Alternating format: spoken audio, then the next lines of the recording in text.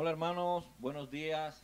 Dios los esté colmando de bendiciones a todos. Ha sido una semana de mucha alegría, una semana de muchas bendiciones. Ya muchos estados han comenzado a abrir las ciudades, el semblante de la gente en la calle, los rostros ha sido diferente, ya están más alegres.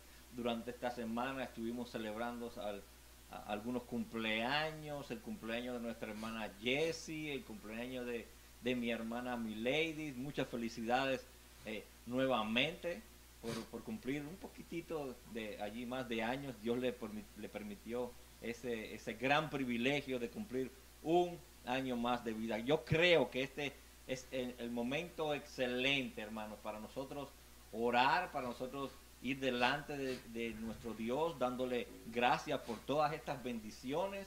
Y después vamos a tener un momento de alabanza, unos momentos de alabanza que ya teníamos varias semanas sin cantar. Pues a Dios le agrada la alabanza, Él se mueve en la alabanza, dicen los salmos. Por lo tanto, yo lo voy a invitar, donde quiera que esté en este momento, allá en la casa, en el teléfono, en su tablet, a cerrar sus ojos y incline su cabeza y vamos a darle gracias a nuestro Dios. Oh Rey eterno, y tu reino que es sempiterno, te damos las gracias, Señor, por habernos permitido llegar hasta este domingo, Señor, el día del Señor, donde está tu iglesia reunida de esta manera sui generis, algunos en casa, Señor, pero todos conectados a través de estas redes sociales con el único objetivo, Señor, de adorarte, con el único objetivo de exaltar tu santísimo nombre, Señor. Gracias por mantenernos unidos, gracias por tu mantener a tu iglesia conectada, Padre Santísimo. Gracias porque tu Hijo Jesucristo, a través de su obra mesiánica y a través de esa cruz, Señor, ha mantenido a su iglesia por todas estas generaciones. Gracias te damos, Señor, por una salvación tan grande que le has dado a tus hijos. Gracias por la oportunidad que le das a cada una de las personas que se acercan delante de ti en cada día. Te rogamos en esta mañana, oh Padre, de que tú sigas bendiciendo a las cumpleañeras, hermanas, que tuvimos durante las semanas, y a los demás hermanos que están conectados con nosotros. Te damos las gracias, oh Padre eterno, y te rogamos que tú bendigas a esta iglesia bíblica Maranata, la IBM, Señor, que solamente desea adorar tu santísimo nombre, y que el nombre de tu Hijo Jesús sea exaltado. Te damos las gracias, oh Padre eterno, porque tú dentro de toda esta pandemia, Señor, has tenido cuidado de tus hijos. Gracias por todas las provisiones que le has dado a tu iglesia para que podamos habernos mantenido unidos, Señor. Gracias porque las personas que inesperadamente están conectadas con nosotros, que no lo esperábamos, pero tú en tu gran sabiduría, oh Señor, ya lo sabías. Le damos las gracias porque están aquí conectados ahora con nosotros. Sí, a ti, bienvenido a esta conexión con el Señor. Está conectado con el Señor, porque lo que estamos nosotros haciendo hoy es simplemente transmitir su palabra, compartir su palabra. Bendice tu palabra que va a estar expuesta dentro de un rato, oh Padre eterno. Señor, yo te alabo porque tú me liberaste, porque no has permitido que mis enemigos se burlen de mí.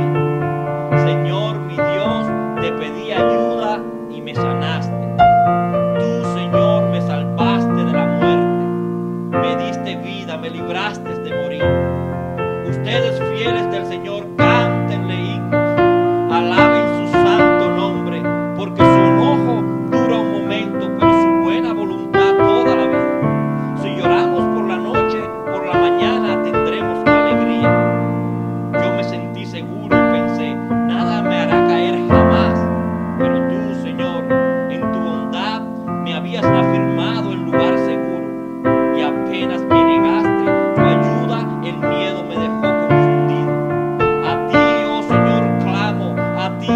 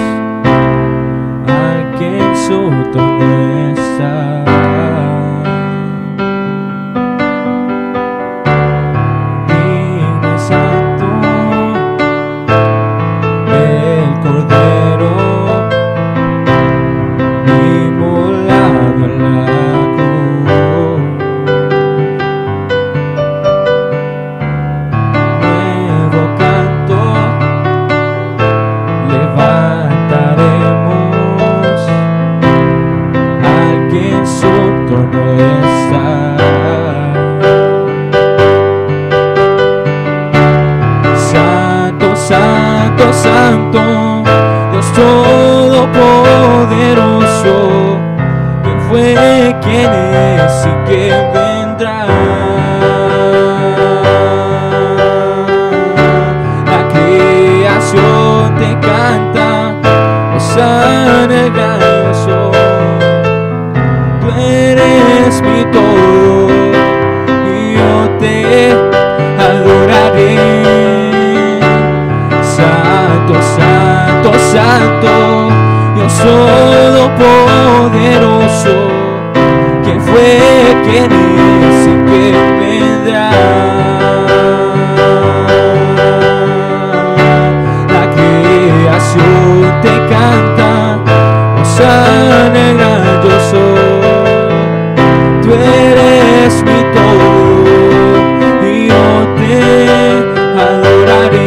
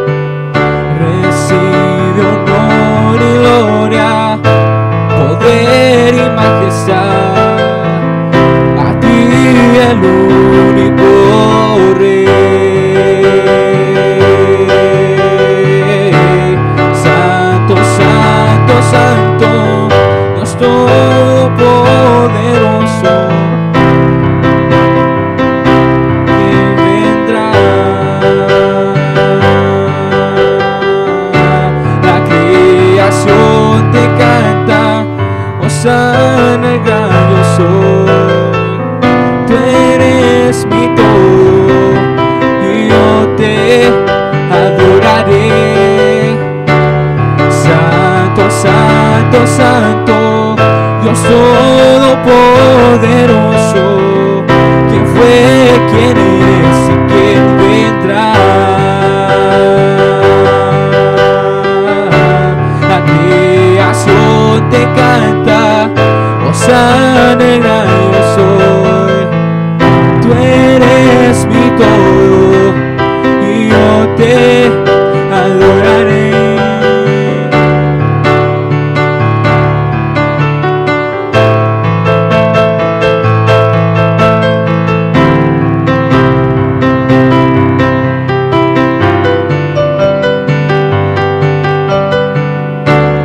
Tan grandioso, asombroso, con solo decir Jesús. Cristo, tu nombre es grande, fuente inagotable, tu misterio glorioso es. Santo, santo, santo, Dios todopoderoso, ¿quién fue, quién es y quién vendrá? La creación te canta, hosana el gran yo soy. Tú eres mi todo y yo te adoraré. Santo, santo, santo, Dios todopoderoso, ¿quién fue, quién es y quién vendrá? La creación te canta, hosana el gran yo soy.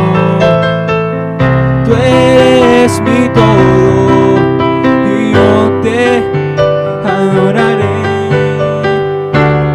Santo, santo, santo, Dios todopoderoso, ¿quién fue, quién es y quién vendrá?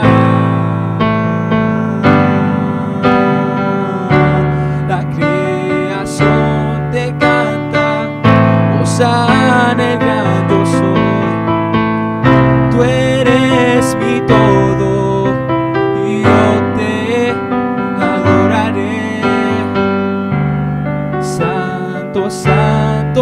Santo, Dios Todopoderoso,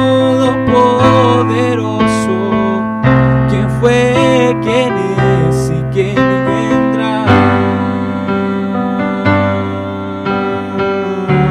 La creación te canta, Hosana el gran yo soy. Tú eres mi todo y yo te adoraré.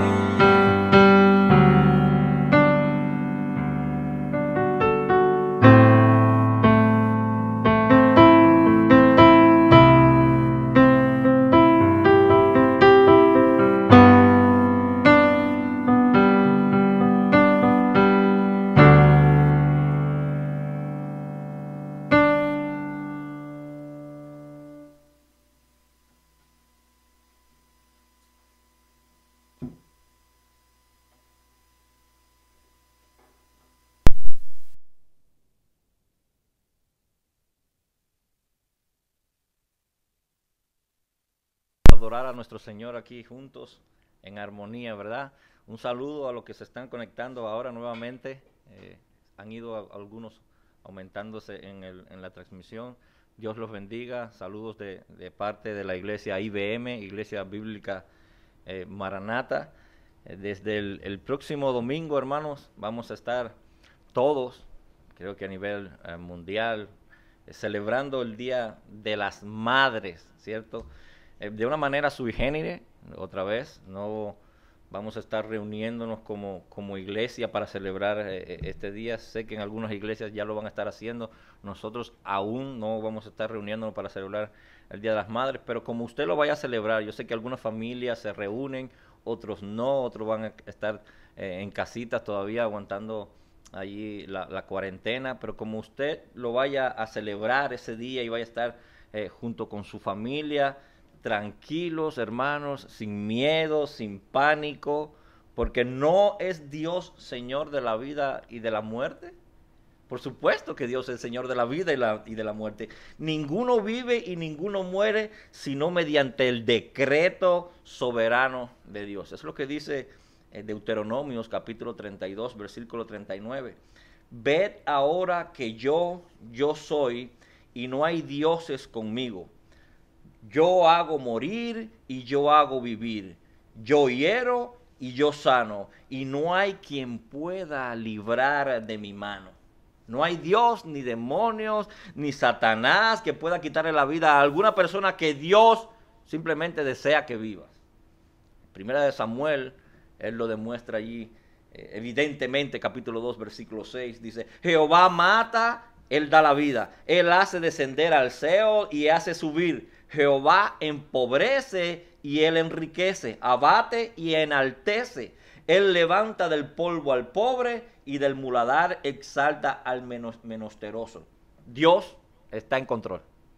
Jesucristo, hermanos, está en control. Y si nosotros comprendemos esto, entonces viviremos más tranquilos, viviremos en paz. Si depositamos nuestra confianza en Jesucristo, el pánico va a desaparecer urgentemente. Porque Jesús está en control. En todo momento, en todo lugar, en toda ocasión. Está en control del coronavirus, sí. Está en control de la economía también. Está en control de las enfermedades. Está en control de los gobernantes. Está en control de los políticos, sí lo está. Está en control de tus enemigos. Jesús, hermanos, está en control. Y hoy vamos a ver un pasaje bíblico que nos va a demostrar que nuestro Señor Jesús está, siempre ha estado y siempre seguirá en control. Le voy a invitar que abra la palabra de Dios, la Biblia, en el libro Evangelio según Marcos, capítulo 11, a partir del versículo 27. Vamos a estar leyendo hasta el 33. 6 versículos. Marcos 11, del 27 al 33. Antes de leerlo, le propongo que vamos a orar. Oh Padre eterno, nuevamente está tu pueblo delante del trono de tu gracia. Esta vez, Señor, después de haberte llevado estas alabanzas, Señor, para enaltecer tu grandísimo nombre, Señor, queremos, oh Padre, que tú seas el que nos hables a nosotros. Está tu iglesia reunida en casa, está tu iglesia reunida a través de las redes sociales, pero quiere así, Señor, que tu Espíritu le hable a través de tu palabra. Nos hable, nos enargulla, oh Padre, nos cambie el corazón, nos transforme, Señor, que quede allí grabada en nuestra mente para ponerla por obra cuando salgamos todos edificados. Te lo rogamos en el santísimo nombre de tu Hijo. Amén y amén. Dice la palabra del Señor en Marcos 11, a partir del versículo 27. Volvieron entonces a Jerusalén, y andando él por el templo, vinieron a él los principales sacerdotes, los escribas y los ancianos, y le dijeron: ¿con qué autoridad haces estas cosas? ¿Y quién te dio autoridad para hacer estas cosas? Jesús respondió y les dijo: os haré yo también una pregunta. Respondedme y os diré con qué autoridad hago estas cosas. ¿El bautismo de Juan era del cielo o de los hombres? Respondedme. Entonces ellos discutían entre sí, diciendo: si decimos del cielo, dirá, ¿por qué pues no le creísteis? Y si decimos de los hombres, pero temían al pueblo, pues todos tenían a Juan como un verdadero profeta. Así que respondieron y le dijeron a Jesús: no sabemos. Entonces respondió Jesús y les dijo: tampoco yo os digo con qué autoridad hago estas cosas. Este pasaje, hermano, ocurre el día martes de la última semana del ministerio terrenal de nuestro Señor y Salvador Jesucristo. Un día bastante cargado y agitado en la vida del Señor. Ya el próximo viernes iba a ser crucificado. Marcos utiliza el 40%, hermanos, de su evangelio para referirse a esta última semana. El domingo fue la entrada triunfal de nuestro Señor Jesús a Jerusalén. Ustedes recuerdan el pasaje bíblico, en un pollino. El lunes el Señor había maldecido a una higuera cuando iba con sus apóstoles, y en el templo él había purificado allí, había tumbado todas las mesas, las sillas de aquellos vendedores que estaban en el templo, y él dice: esta es mi casa, que será casa de oración, y ustedes la han convertido en cueva de ladrones. Entrando el martes, que es el pasaje bíblico al que nos vamos a estar refiriendo el día de hoy, la autoridad de Jesús es cuestionada allí por los fariseos, escribas y ancianos.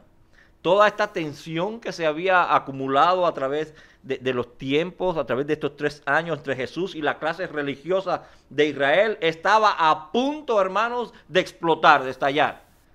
Ese día los enemigos del Señor venían dispuestos a lo que fuese, a todo. Y comenzando a cuestionar la autoridad de nuestro Señor en el capítulo 11, le hacen la pregunta que vamos a estar analizando de hoy. Pero seguidamente vuelven al ataque contra nuestro Señor Jesús y le ponen una trampa para hacerlo caer en el tema de los impuestos. ¿Recuerdan el pasaje bíblico? Cuando le preguntan: ¿es lícito pagarle el impuesto al César? Ellos continúan.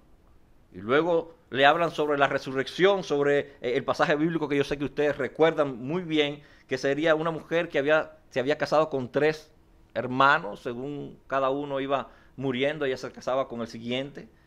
Querían hacer caer a nuestro Señor Jesús ante los saduceos que no creían en la resurrección. Siguen en el capítulo 12 y van a cuestionar a nuestro Señor nuevamente. ¿Y cuál es el más importante de los mandamientos? Le preguntan, y entre otros eventos que ocurrieron ese día, al final de todas estas preguntas, el Señor termina exponiéndolos a todos. Él va y les hace una pregunta, les dice, Él les dice: ¿de quién será hijo o es hijo el Cristo? Y ellos responden: de David. El hijo, bueno, dice el profeta que va a ser hijo de David. Y entonces el Señor le dice: ¿por qué dicen de David si David dijo: dice el Señor a mi Señor?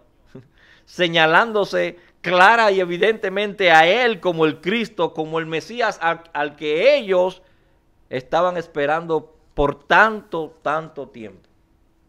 y mientras más él obraba para que ellos lo reconocieran como el Cristo, más procuraban matarles. Imagínense, hermanos, Dios obrando y haciendo milagros y predicando con el objetivo de que su pueblo lo reconociera como el Mesías, como el Salvador que había llegado para salvarlos. Y el pueblo pensaba de que él tenía un demonio. Oh, sí, ¿recuerdan el pasaje bíblico? Cuando él sana, dice, él sana, sí, pero él sana por Belcebú. Dios haciendo todo el esfuerzo para que su pueblo venga a él, para atraer a su pueblo y darle salvación, y su pueblo pensando de que era un demonio que él tenía. El día martes comienza en el versículo 20, cuando ellos van caminando él con sus discípulos y pasan frente a la higuera que él había maldecido el día anterior, y ven que se ha secado hasta la raíz. Y ahí Pedro argumenta un ratito unas preguntas. El lunes él ya había maldecido a la higuera y había estado en el templo arreglando allí los asuntos y predicando. Y como habíamos dicho, toda la tensión que se había acumulado durante tanto tiempo entre Jesús y la clase religiosa estaba a punto de estallar, y la gota que derramó la copa fue precisamente esa, la purificación del templo, cuando el Señor echó allí afuera a todos los mercaderes que estaban reunidos ese día lunes. Y cuando Jesús los acusó de haber convertido a los líderes religiosos, de haber hecho la casa del Señor en una cueva de ladrones. Y ellos, los líderes religiosos, llegaron a la conclusión de que la única solución que ellos tenían era acabar con Jesús. Tenían que matarlo. Eso nos dice en Marcos capítulo 11, versículo 18. Lo oyeron los escribas y los principales sacerdotes y buscaban cómo matarle, dice, porque le tenían miedo, por cuanto todo el pueblo estaba admirado de su doctrina. Esto ocurrió inmediatamente de la purificación del templo, que los principales sacerdotes, ancianos y escribas buscaron destruirlo, acabar con él, pero le tenían miedo a la reacción del pueblo. Y comienzan a armar entonces una confabulación en contra de Jesús. Y aunque el texto no lo dice explícitamente, parece que esta gente se reunieron después de este incidente en el templo. Ellos querían acabar con Jesús y debían allí elaborar un plan, engañarlo, hacerlo caer en una trampa, hacerlo ver como un blasfemo. Esa era la forma más efectiva que ellos tenían para hacer caer a Jesús, porque le tenían al pueblo y no podían ir directamente a echarle manos, sino querían hacerlo caer como blasfemo. Porque dice el texto que cuando Jesús estaba en el templo enseñando, al ratito llegaron los fariseos, los escribas, los ancianos, todos juntos, qué casualidad. Y todos con preguntas sumamente capciosas. El versículo 27, volvieron entonces a Jerusalén, y andando él por el templo, Jesús, vinieron a él los principales sacerdotes, los escribas y los ancianos. Estos hombres eran los miembros del Sanedrín, es como si fuera la Suprema Corte aquí ahora en los Estados Unidos, en esos tiempos en Israel. Hombres con muchísimo poder, súper sensible a todo lo que pudiera poner en juego la influencia espiritual, la influencia política de la nación de Israel, que estaba en manos de ellos en esos momentos, por supuesto, bajo el gobierno de los romanos, pero estaban juntos, cosa que los saduceos, los fariseos, los escribas, los ancianos, en tiempos normales no se llevaban entre sí, siempre había conflictos entre ellos, pero como querían acabar con Jesús, tenían un enemigo en común, pues ellos se unieron y van a la carga contra nuestro Señor Jesús.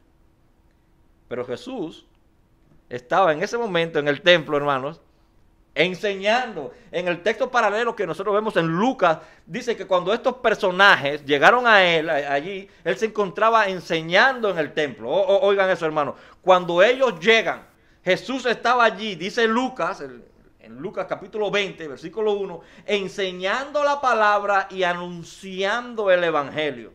Es increíble el gran predicador que jamás haya existido estaba por un día predicando en su casa.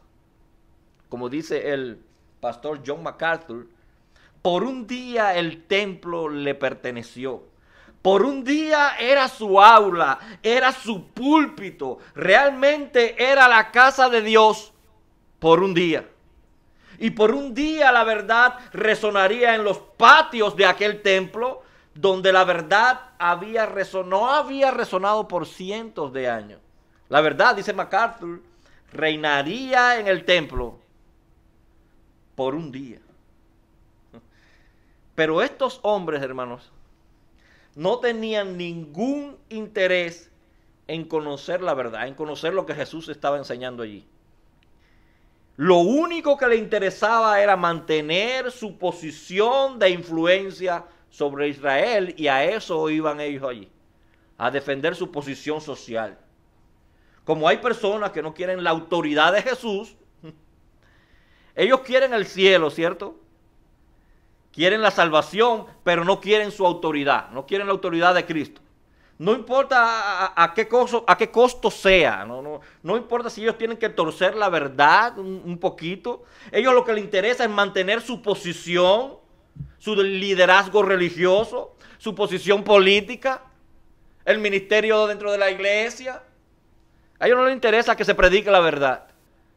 A ellos no les interesa aprender. A ellos les interesa su propio interés. No importa si tienen que torcer un poquito la verdad para que ésta diga lo que ellos quieren y así tener un apoyo en su modo de vida, en su nivel de vida, en lo que ellos piensan, lo que razonan y lo que practican, torciendo un poquito la verdad. Jesús nos dejó su autoridad, hermano, plasmada. La Biblia es la autoridad de Jesús. La supervivencia del liderazgo espiritual de estos hombres dependía de acabar con Jesús. No habría otra alternativa. Ellos tenían que matarlo. Así que a partir de aquí hasta el fin del capítulo 12, vamos a ver que estos hombres están interesados, intentando de incriminar a Jesús con sus propias palabras, intentando hacerlo caer. Una pregunta tras otra, otra pregunta. Pero sin ningún interés, por supuesto, de conocer las respuestas. Su único objetivo era acabar con Jesús. Y le echan marcha al comienzo, en el versículo 28. Y le dijeron, ¿con qué autoridad haces estas cosas? ¿Y quién te dio autoridad para hacer estas cosas? Con toda probabilidad, hermano, ellos se estaban refiriendo a lo que había ocurrido, por supuesto, en el templo el día anterior, cuando Jesús echó fuera los mercaderes del templo y los acusa a ellos mismos de convertirlo en una casa de ladrones, en una cueva de ladrones.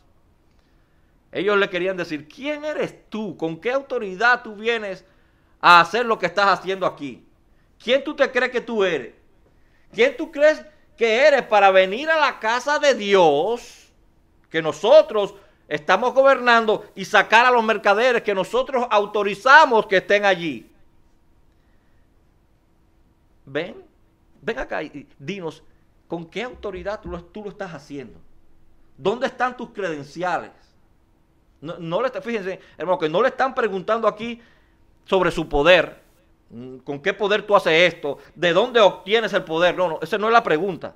Sino la autoridad para hacerlo, sus credenciales. Autoridad no es nada más que el derecho o la libertad de actuar, de hacer algo, de gobernar. Incluso de hacerlo utilizando la fuerza. Eso es lo que es autoridad. No se trata de poder, de capacidad, sino de derecho.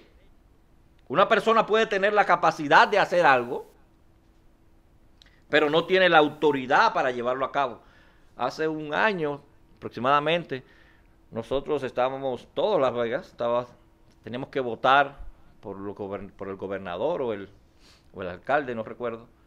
Pero dentro del boletín, para tú votar, teníamos también que tachar si queríamos obtener una nueva compañía que nos diera energía eléctrica. Estaba la Nevada Energy, que es la que tenemos regularmente, que nos da la energía eléctrica, y estaba otra compañía de energía renovable, de energía solar, que ya tienen toda, ellos tienen la capacidad ya para darle energía eléctrica a Las Vegas, pero no tienen la autoridad para hacerlo. Entonces estaban votando para llevar esto delante del gobierno para ver si se podía aprobar o las dos o dejar solamente la de energía solar. Porque ellos están en capacidad para hacerlo, tienen ya el poder para hacerlo, pero no tienen la autorización, no tienen la autoridad. Jesucristo tiene tanto el poder como la autoridad para llevar a cabo lo que Él hacía y hace. A favor del Sanedrín podríamos decir que la pregunta que acababan de hacer, hermano, era una pregunta pertinente. Vamos a decir eso a favor de ellos. Porque para cualquier persona que hubiera visto a Jesús hacer las cosas que Él hacía y decir lo que Jesús decía, lo más lógico era que terminara haciendo esa pregunta. ¡Wow! ¿Qué autoridad tiene este hombre? Es lo más lógico. Si usted se hubiera trasladado en ese túnel del tiempo hasta aquella época y hubiera visto todas las cosas que Jesús hacía y decía, esa era la pregunta. ¡Wow! ¿Quién es este hombre? ¿Con qué autoridad está haciendo estas cosas? Nunca ha existido y nunca nadie existirá con mayor autoridad que nuestro Señor Jesús. Y ese es el Dios, hermanos, al que tú y yo le servimos. Ese es el Dios al que tú adoras. Al que tiene toda la autoridad en todo momento y en todo lugar sobre todas las cosas. Cuando Jesús hablaba, lo hacía con autoridad. En Mateo capítulo 7, a partir del versículo 28, recuerden al final del Sermón del Monte, dice que la gente se admiraba de su doctrina porque les enseñaba como quien tiene autoridad y no como los escribas. Mientras los escribas citaban a otros rabinos, a Gilel o a Chamay, que eran escuelas muy prestigiosas en los tiempos de Jesús, religiosas, en los Jesús cargaba su autoridad, la autoridad de su predicación, la autoridad de su enseñanza en Él. Jesús descansaba su autoridad en Él. En los evangelios encontramos 75 veces esta frase, hermanos. En verdad yo os digo. Jesús hablando. En verdad yo os digo. Mientras los demás rabinos, maestros decían, dice el maestro tal, o dice el profeta tal, o dice Gilel, o dice Chamay, él decía, en verdad yo os digo, yo no tengo que citar a nadie, yo se lo estoy diciendo. Y corregía en ocasiones las interpretaciones de los rabinos, hermano. Oíste que fue dicho. ¿Cuántas ocasiones escuchamos esto en los evangelios? Oíste que fue dicho, pero yo os digo. Lo que está diciendo el rabino Chamay o que está diciendo el rabino Gilel, no. Tú oíste que él dijo eso, pero yo te digo, la autoridad recae ahora en mí. No solo decía que él tenía la interpretación definitiva de la Biblia, sino que en una ocasión, allá en Juan capítulo 14, versículo 6, él dijo, yo soy el camino, yo soy la verdad y yo soy la vida y nadie viene al Padre si no es por mí. No que él fuera un maestro de la verdad. Él no dice, yo soy un maestro de la verdad. No que él era una fuente confiable de la verdad. No, que él era la verdad. Y que él era el camino. Yo soy el camino, dijo. Todo el que está de acuerdo conmigo está en la verdad, dice Jesús. El que no lo está en un error. Es lo que está diciendo Jesús. El que no está de acuerdo conmigo está equivocado. Jesús hablaba con autoridad, hermanos. Y eso nos debe llenar a nosotros de tanto confianza, de dominio propio, fuera el nerviosismo cuando tú y yo vamos a predicar o hablarle a alguien de la palabra, porque Él nos dejó su autoridad plasmada, hermanos, en su palabra, está aquí. Cuando usted va a predicar, la autoridad recae en la palabra de Dios, está basada allí en su palabra. Cuando usted se desvía en el mensaje que está diciendo de la palabra de Dios, recuerde que tiene ahí una gente, una audiencia que lo está escuchando. Y cuando se desvía en el texto bíblico para poner ejemplos e ilustraciones, si no regresa inmediatamente a la autoridad de la predicación que usted está haciendo, que es la palabra de Dios, la audiencia que tiene al frente rápidamente va a entender que su predicación está perdiendo autoridad. Y cuando la palabra de Dios es fielmente expuesta y mi corazón engañoso comienza a argumentar con la palabra, a decir, sí, sí es cierto, pero no. Quizás usted esté escuchando en casita ahora o donde esté. Es verdad, pero no. Cuando ese corazón engañoso humano comienza a argumentar con la palabra, yo tengo que decir, no, sea Dios verá y todo hombre mentiroso, incluyéndose usted y yo. Su palabra es fiel. Él decía también que tenía autoridad, hermanos, para perdonar pecados. En el capítulo 2 de Marcos, cuando bajaron al paralítico por el techo, ¿ustedes recuerdan? Le dice, yo perdono tus pecados, le dice al paralítico que estaba allí tendido. Y los fariseos, por supuesto, allí presentes, que decían, ¿y qué autoridad piensa este que tiene para perdonar pecados? Solo Dios tiene la autoridad para perdonar pecados. Y tenían razón. Solo Dios tiene la autoridad para perdonar pecados. Pero resulta que Jesús es Dios. Y que Él tiene toda la autoridad para perdonar los pecados. Él le dijo a una mujer, vete hija, tus pecados te son perdonados. Él tenía y tiene la autoridad para perdonar pecados, hermanos. Si tú vienes ahora, me estás mirando a través de las redes sociales, frente a Él, y reconoces que estás arrepentido de todos tus pecados, y que su palabra y Él son verdaderas, de que Jesús es el Hijo de Dios, Él perdona tus pecados.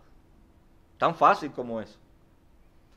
Jesús decía tener autoridad, hermanos, para decidir el destino final de las personas. Cuando vemos en Juan, el primer capítulo, ya al versículo 12, mas a todos los que le recibieron, a los que creen en su nombre, les dio potestad de ser hechos hijos de Dios. Jesús le dio la potestad de ser hechos hijos de Dios. Y en Mateo capítulo 25, versículo 32, y serán reunidas delante de él todas las naciones, y apartará los unos de los otros, como aparta el pastor a las ovejas de los cabritos, y pondrá las ovejas a su derecha y los cabritos a su izquierda. Eso es en el final de los tiempos, hermano. Serán reunidas todas las naciones, y él apartará las ovejas de los cabritos. En el día del juicio es él el que va a definir a los que son salvos de los que no lo son. Es él, es Jesús. Jesús tiene autoridad. Mostró autoridad sobre las enfermedades. Cuando sanó, ¿recuerdan al siervo del centurión? El siervo del centurión le dice, no tienes que entrar en mi casa. Yo soy un hombre bajo autoridad. Y le digo a mis soldados, vayan y van. Y le digo, ven y vienen. Tú, le dice el centurión a Jesús, tú solo di la palabra y mi criado sanará. Y dice Jesús, no había encontrado tanta fe en todo Israel. ¿Sabes qué? Vete para tu casa, muchacho. Tu siervo ya está sano. Ese es el poder que tiene Jesús. Tu siervo ya está sano. De manera, hermanos, que la pregunta que le hicieron los miembros del Sanedrín no era totalmente descabellada, hermanos. No era totalmente descabellada. Jesús tenía la autoridad sobre la muerte, ¿recuerdan? Él resucitó a Lázaro. Él resucitó a la hija de Jairo. Él resucitó él mismo. Él tiene autoridad sobre los demonios. ¿Recuerda el endemoniado gadareno? Nada más les dijo a los demonios, salid. Cuando los demonios vieron a Jesús, le dijeron, ¿qué tienes tú, Jesús, hijo de Dios? Le dice, hijo del Dios altísimo, todavía no es nuestra hora. Ellos sabían que tenían una hora, pero le dijo, todavía no es nuestra hora. Y el Señor nada más le dijo, salgan de ahí al hato de cerdos. Y ¡pum! Él tiene autoridad. ¿Recuerdan cuando sacó el demonio a la hija de la mujer sirofenicia? ¿Recuerdan? Sin ir. Le sacó el demonio. Sin estar presente allí frente a ella. En el hombre de la sinagoga que también estaba endemoniado. Él tiene autoridad. Jesús tiene autoridad sobre los fenómenos naturales. Aquella noche en la barca, yo sé que todos recuerdan ese pasaje bíblico, con sus discípulos. Él le dijo al viento y al mar, ¡calla, cállense, calla! Y quedó una gran bonanza, ¡enmudece! Una gran bonanza quedó allí. Un silencio. Y los mismos discípulos que andaban con Jesús se preguntaron, ¿quién es este que hasta el mar y el viento le obedecen? ¿Quién es? Sus discípulos que andaban con él. Pueden imaginarse los fariseos, los escribas, los ancianos, todos los que estaban allí, todo el pueblo que lo miraban. La pregunta era válida desde un punto de vista. Él llegó a decir, Jesús, incluso que él tenía autoridad para enviar el Espíritu Santo. En Juan 15, versículo 26. Pero cuando venga el Consolador, a quien yo, dice Jesús, a quien yo enviaré del Padre, el Espíritu de verdad, el cual procede del Padre, él dará testimonio acerca de mí. Él dijo eso, Jesús. Tiene autoridad para darte el Espíritu Santo. Así que la pregunta que estaban haciendo en ese momento los escribas era válida. ¿Con qué autoridad haces esto? El problema es que ellos no estaban interesados realmente en conocer la respuesta, sino en acabar con Jesús. El problema era ese, el interés que ellos tenían. Ellos lo que querían era que él dijera algo como por ejemplo, mi autoridad viene del Padre. Yo no necesito vuestra autorización porque a mí me autorizó Dios. Ellos lo que querían que Jesús dijera eso. Mi autoridad viene del cielo directamente. Y si Jesús hubiera dicho eso en ese momento, lo hubieran acusado ahí mismo, hermano, de blasfemia y lo hubieran arrestado. Eso es lo que ellos querían, que el mismo Señor con sus mismas palabras se inculpara. Esa era la trampa. Pueden entender por dónde ellos iban. Pero, hermanos, como dijimos al principio, Jesús siempre está en control. Jesús siempre, aún bajo ataque, bajo las trampas más astutas, él estaba en control allí. Y esas son sus promesas también para sus hijos. Él está en control siempre. Cuando te sientas bajo ataque, cuando alguien piense que es muy inteligente y te tienda a una trampa, te quiere hacer caer, recuerda, Jesús siempre está en control. Si está sujeto a la vida verdadera, Él está en control. Si piensas que el coronavirus está muy cerca de ti, Jesús está en control. Si piensas que te vas a quedar sin trabajo, Jesús está en control. Si no te ha llegado el dinero que el gobierno prometió, hey, Jesús está en control, no te preocupes, no te angusties, Él está en control. Si estás unido a la vida verdadera, si estás unido a Él, por supuesto, Él está en control. Eso es lo que dice el versículo 29. Jesús respondiendo le dijo, os haré yo también una pregunta. Ahí va Jesús. Respondedme y os diré entonces con qué autoridad yo hago estas cosas. Genial, nuestro Señor Jesús es hermoso, maravilloso. Les devolvió la pelota caliente en ese momento a los escribas y a los fariseos. ¿Ustedes han jugado a la pelota caliente? ¿Cómo van pasando? Y cuando se acaba la música, ahí el que tiene la pelota en la mano es el que pierde. Pues el Señor Jesús se la devolvió. En Colosenses capítulo 2, versículo 3 dice, en quien están escondidos todos los tesoros de la sabiduría y del conocimiento. ¿Saben en quién está eso? En Jesús. En el fondo de Jesús, en el centro de Jesús, dice ahí Colosenses, están escondidos todos los tesoros de la sabiduría y el conocimiento, todos. ¿Quieres tener sabiduría? ¿Quieres tener conocimiento? Ven a Jesús. Ven a Cristo hoy. En Él están escondidos todos los conocimientos de la sabiduría, dice Él. Y usted y yo tenemos acceso a ese conocimiento y a esa sabiduría a través de Jesús, por supuesto. Gratis, sin pagar nada, hermanos. Sin que estén pagando cursos bíblicos, eso es gratis. Aquí Jesús hace gala de su gran y enorme sabiduría. Y les pregunta a ellos entonces, en el versículo 30, ¿el bautismo de Juan era del cielo o era de los hombres? Respondedme. En otras palabras, ¿Juan el Bautista era un verdadero profeta o un individuo común y corriente que de repente le dio por por comenzar a bautizar allá a la gente. Y todo el mundo en Israel, este era el problema, todo el mundo en Israel tenía a Juan el Bautista como un verdadero profeta enviado de Dios. Eso es lo que nos dice en Marcos 30. El bautismo de Juan, ¿era del cielo o era de los hombres? Él le pregunta. Y el mismo Juan el Bautista había dicho que él había venido a preparar el camino para el Mesías. El mismo Juan el Bautista había respondido eso. Recordemos cuando estudiamos a Juan el Bautista, que él apareció allá a la orilla del Jordán, predicando y bautizando a la orilla del Jordán. ¿Qué decía? Vengan, arrepiéntense y bautícense, porque ya viene.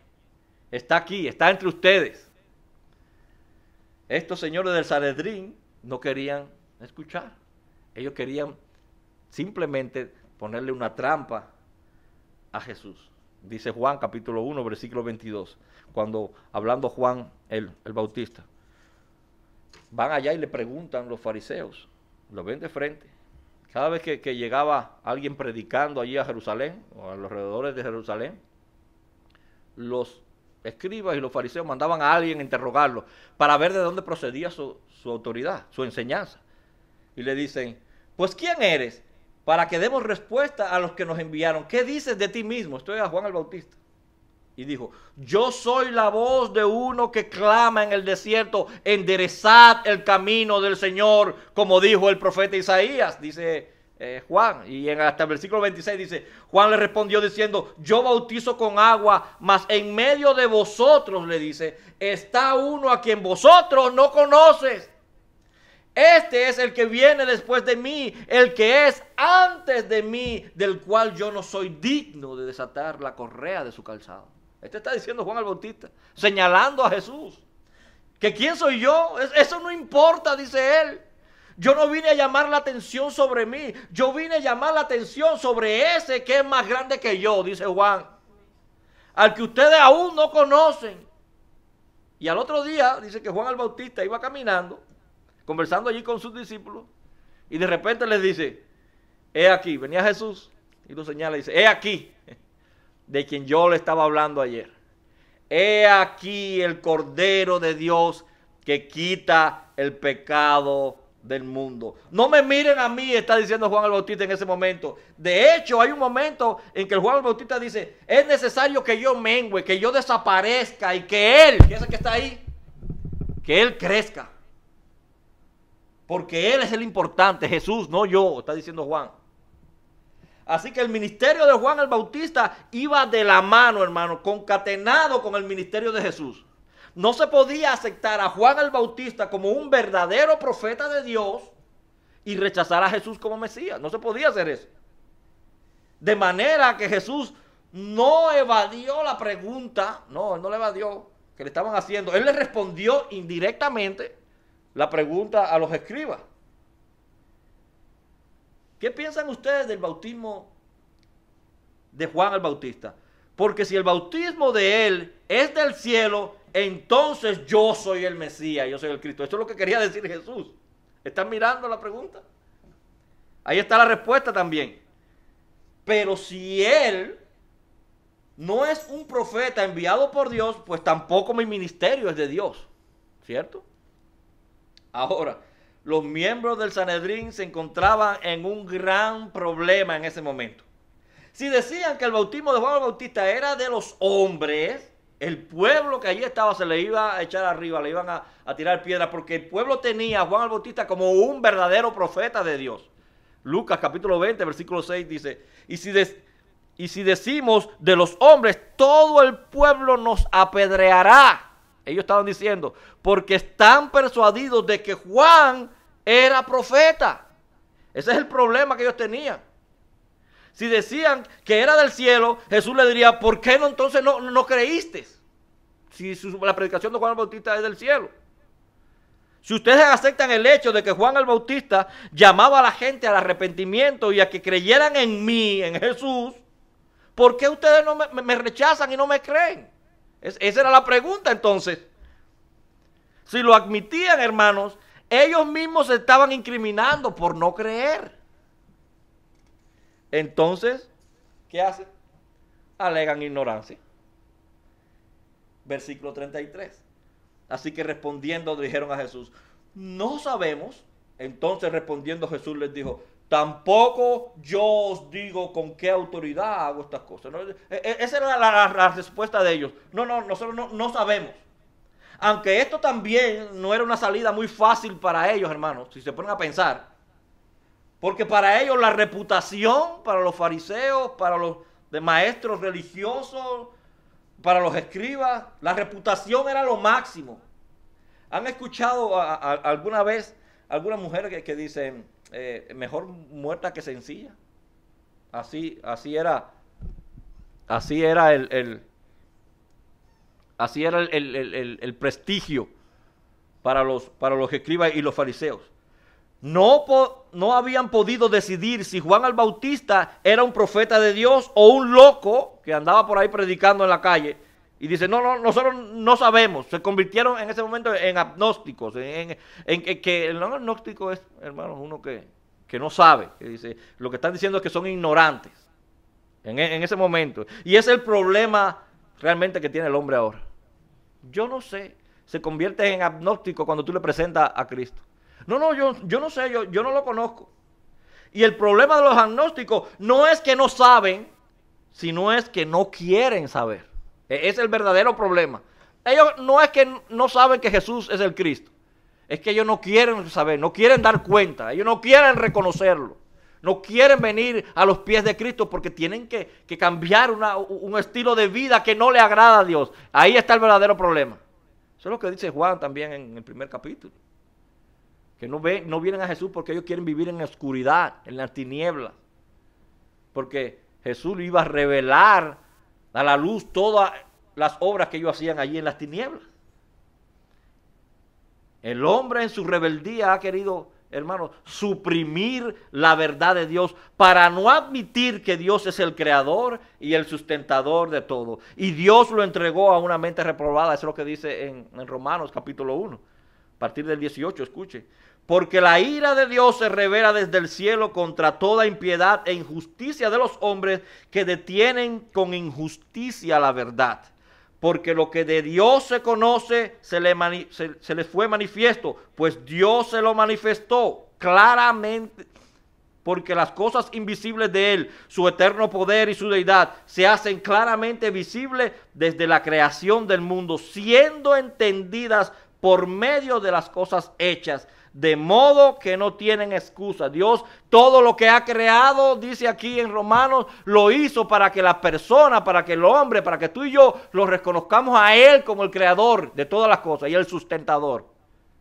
Pero el hombre, en su rebeldía, sigue diciendo, no ha querido reconocer eso. A partir del 21, pues habiendo conocido a Dios, no le glorificaron como a Dios, ni le dieron gracias, sino que se envanecieron en su razonamiento y su necio corazón fue entenebrecido. Y eso fue lo que sucedió allí. Eso fue lo que Jesús hizo con ellos. ¿No saben? ¿No saben? Pues yo tampoco les diré de dónde viene mi autoridad. Ustedes se están excusando y excusando y excusando, pues yo no le voy a dar más revelación. Es lo que Jesús le está diciendo. Yo no le voy a aclarar su corazón.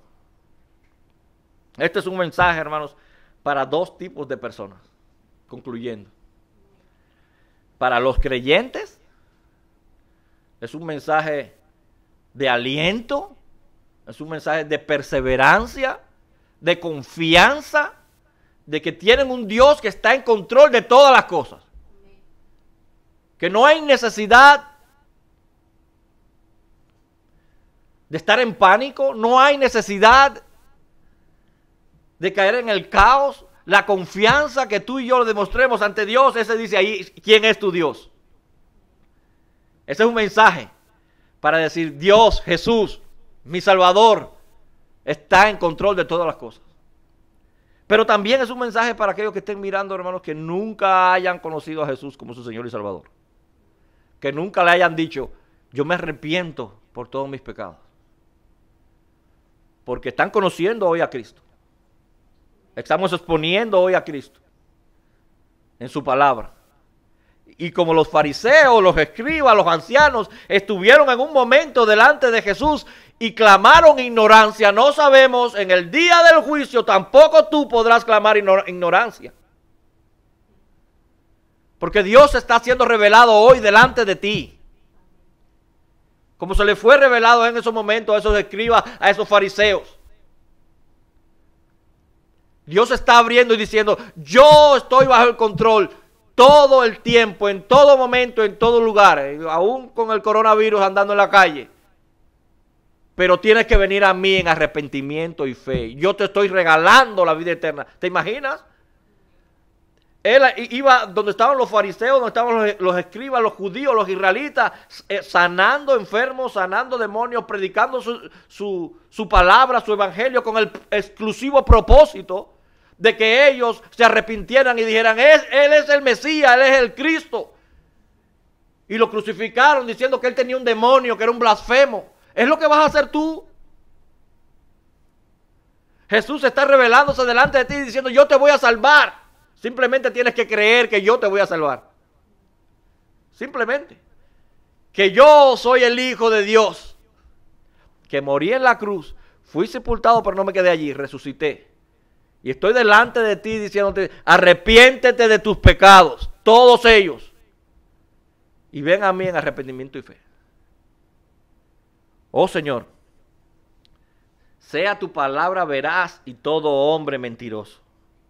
Padre eterno, hoy ha sido expuesta tu palabra a través de tu Espíritu Santo y ha llegado a los corazones de cada una de las personas que han estado escuchando este mensaje.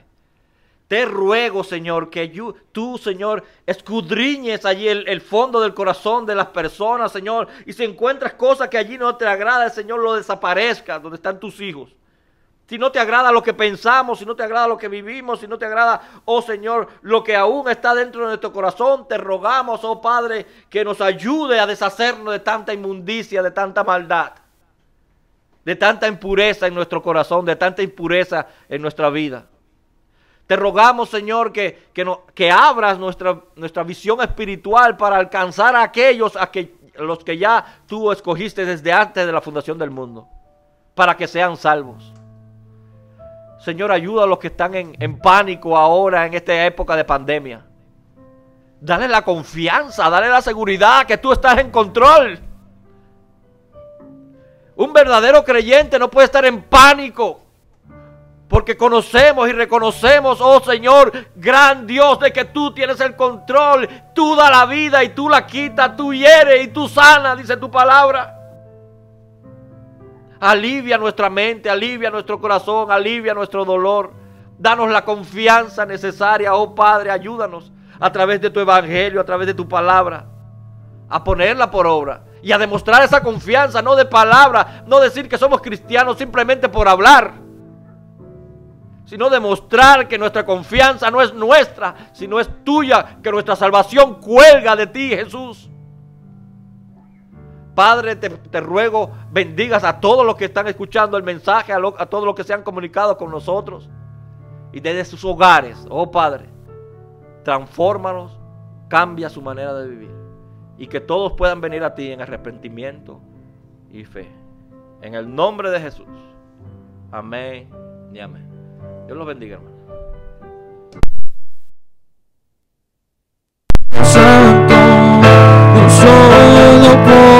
Poderoso, ¿quién fue, quién es y quién vendrá? La creación te canta, hosana el gran yo soy. Tú eres mi todo y yo te adoraré. Santo, Dios Todopoderoso.